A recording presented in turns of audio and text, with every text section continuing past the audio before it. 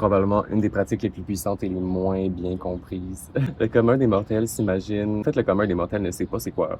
Et quand je parle de yoga nidra, on entend souvent soit méditation ou sieste ou genre hypnose. On n'a comme pas beaucoup de référents autres que ça.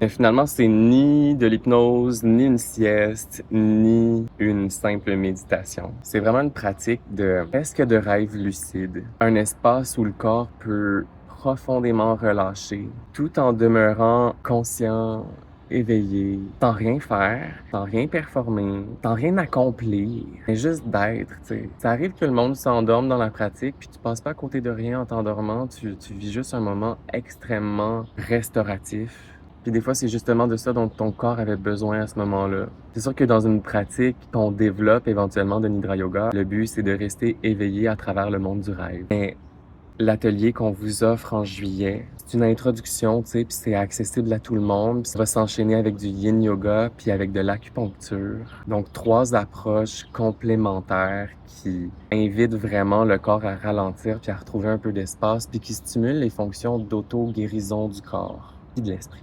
Fait que si t'aimerais apprendre un peu plus sur le yoga nidra, si tu veux explorer cette pratique-là, découvrir aussi le yin yoga puis l'acupuncture, tu peux faire tout ça en une soirée.